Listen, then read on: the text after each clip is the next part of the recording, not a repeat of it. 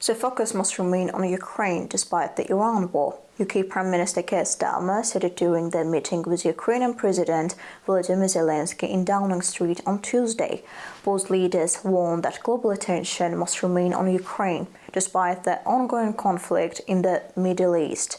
Welcoming Zelenskyy, Starmer stressed that support for Ukraine must not weaken, warning that President Vladimir Putin must not gain from the wider instability. The talks come at a critical moment with rising tensions in the region, fueling concerns that higher oil prices and shifting international focus could benefit Russia's war effort. The US has temporarily eased sanctions on some Russian oil to tackle surging prices triggered by the conflict in the Middle East.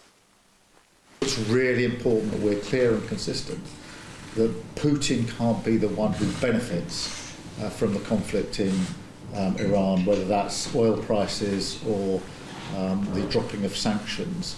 It is really important that we keep up our resolve in relation to supporting Ukraine and doing everything we can to weaken the hand of Putin. Also not to forget about our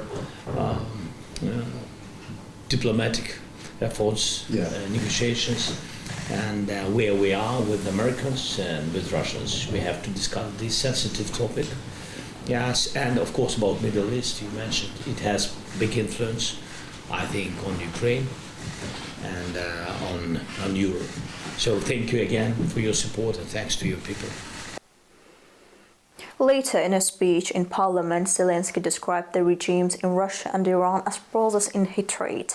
He mentioned how Tehran was selling Shahid kamikaze drones to Moscow, which had been used in Ukraine. During their meeting, the two leaders agreed a new defense partnership focused on drone technology, now seen as central to modern warfare. The deal will combine Ukraine's battlefield experience with UK's industrial capacity to produce and supply advanced systems.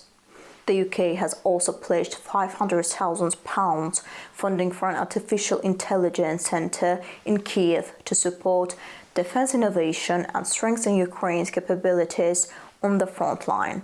Zelenskyy ended his speech saying Europe is a global force that can stand against any other power. He called for closer UK cooperation and shared defence technology, warning people should never again have to live under drones. Zaina Farizadeh, A News, Manchester, United Kingdom.